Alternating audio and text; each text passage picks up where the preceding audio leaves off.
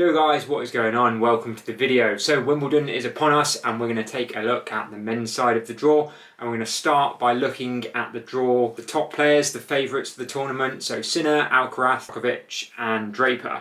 And let's get into it by starting with Sinner's draw. So looking at Sinner's potential route to the final, I think he's got a nice couple of early matchups. Nardi, Volcic, shouldn't be any problems there. Shapovalov could be someone who tests him a little bit. Maybe a few years ago you'd think there could be an upset on the cards and he could go deep in a major, but I think Sinner will easily come past him if that is who he plays in the third round. Tommy Paul, well, there's been potential injury woes with him. It wasn't a very good warm-up tournament, losing to Dan Evans a couple of weeks ago as well. An informed Tommy could have been a dangerous opponent in round 4, but if it is Tommy Paul, I think Sinner gets the job done there. Going into the quarters, potential matchup against Musetti. Again, you'd think that basically Sinner has his number there, although Musetti has showed some good form on the grass and at Wimbledon, as we know last year. Then obviously the semi-final, seeding-wise, Jack Draper, but obviously Jack's got that mountain in Novak Djokovic, if that is to be the quarter-final there. And then obviously, if it is going on seedings, we get the top two, Alcaraz and Sinner, a rematch of that French Open final. Let's move on now, look at Alcaraz's draw as well. So Fognini, I actually think is a very nice first round matchup for him to get into the swing of things. Obviously coming off that Queen's win a couple of weeks ago, but Fognini has been around a long time. Don't be surprised if he loses his head and goes mental at some point in this one, but a nice easy win for Alcaraz in the first round. Second round, I actually have no idea who this is. Reedy, that's the projection. Can't tell you much about that, presuming he's a qualifier. Again, you can't see any problems there. Auger Aliassime, again, a few years ago, you would have thought he could have caused issues for him here. Obviously, Nadal knows all about what Felix can bring when he delivers big time on the big stage, when he pushed him to 5 in the French a few years ago. But it's not the same Felix at the moment, and even though that's a third round matchup, could have certainly been an easier opponent. Carlos comes through that. Rublev in the fourth round, again, he's really got to prove himself that he can get a win over these big players. At the moment, it doesn't look like he can in these majors. Rune in the quarterfinals, again, looks like a nice matchup. And in the semi-final, Zverev, I can't see any issues there for Carlos. And then, obviously, as we just mentioned, get to that final. It goes on seedings against Sinner, and what a chance it would be for Carlos to get 3 in a row. Now let's look at Jack Draper. He's certainly drawn a very tough set of players here if it goes on seedings. Baez in the first round. I mean, even he's certainly been around a little bit. I can't see him beating Jack, but he'll certainly be probably the toughest matchup of these top players in the first round. For Jack, potentially Cilic in round 2, comes off that challenger win last week and he's in form on the grass. He's getting on a bit now, could potentially be his last Wimbledon. Expect him to be fired up and give Jack a very big test. Then it gets no easier if he comes through that.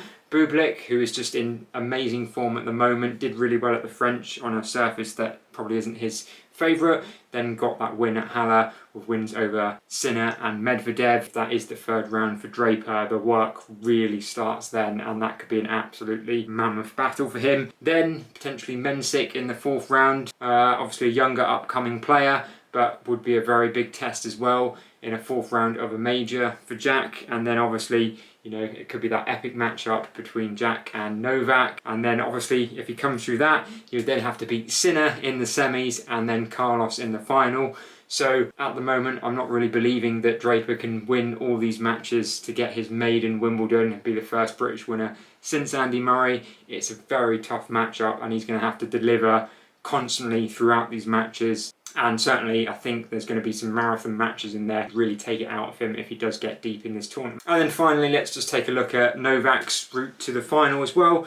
So he's got Muller, the young French guy in the first round, should be a very easy win. Although I would say even these Wimbledons where Djokovic steamrolls through and wins them, he does have some matches in the first few rounds where he drops the odd set here and there. So that's one to watch out for. Potentially Evans in the second round. Again, Djokovic will just be too much for him. Michelson, younger upcoming American player who's had a bit of form on the grass this season, so that's probably the first test coming in the third round. De Minaur, I was just looking at the head-to-head between these two. They were obviously meant to play in the quarterfinals last year at Wimbledon. 2-1 head-to-head record in favour of Djokovic. I would have actually thought these two would have played a lot more over the years, but obviously not. But that's certainly a test. But I think Djokovic's game quite similar to De Minaur in a way, but just a lot better. So I can't see any problems there. Then obviously could be a monster matchup against Jack Draper, one that would be blockbuster for the crowds at Wimbledon. Obviously Novak up against Jack. But if he comes through that, he's then got to beat Sinner, and then his nemesis, who's beaten him the last 2 times in the final at Wimbledon, Carlos. So if he wants to get that 8th Wimbledon to equal Federer's record on that 25th slam, he's going to have to beat all the top players and certainly earn this one. There's certainly going to be no free tickets for Novak in this tournament. So let's quickly move on and look at the quarters in terms of out of the seedings who could challenge the top players. So Sinner in quarter 1. We've mentioned Tommy Paul. He's probably got injury issues to maybe not be at his best to go a full 2 weeks at Wimbledon. Ben Shelton's probably the next best in terms of who's going to potentially challenge Sinner in that top quarter, along with Musetti. But it does look like Sinner comes through that quarter pretty much unscathed. Quarter 2 is the one that really is wide open. You've also got Novak and Jack at the top of it. Bublik, as we've mentioned, could be a real threat to both of them if he's on form. He could really cause headaches to both of these. De Minaur as well is someone that's gone deep in slams and usually does well on the grass. Mensik, if we're looking down the names a bit as well, the young guy, you know, if he just plays lights out, and he is moving up all the time at the moment, so he's probably the only other danger there. But I do see that being between Novak and Jack, and I do think that is what the quarter-final will be. But I would just say watch out for Bublik, because you just never know with him. Going into quarter 3, this is the one that's wide open in my opinion. Medvedev been to the semi-finals here before. Zverev, who's still looking for that maiden slam. You do just kind of think he's got a slam in him, but you're getting to that point where it's like, which one's it going to be? Carlos and Jannick taking the level of tennis up even higher. It's just getting harder and harder as the years go by for Zverev. Fritz coming off the win at Eastbourne, although who did he really beat at Eastbourne last week? And then let's not look past Berrettini. He's obviously had his injury issues, but he is a former finalist here at Wimbledon, and this is the toughest quarter to call.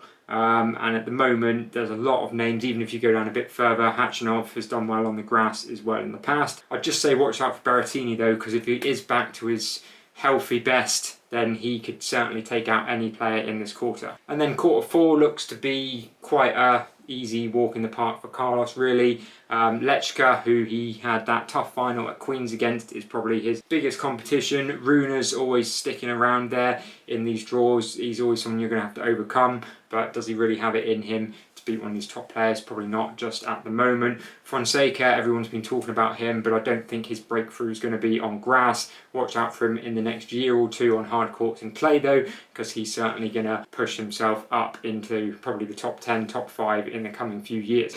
So now let's go for predictions for the winner and who might be the ones to watch out for away from the top players.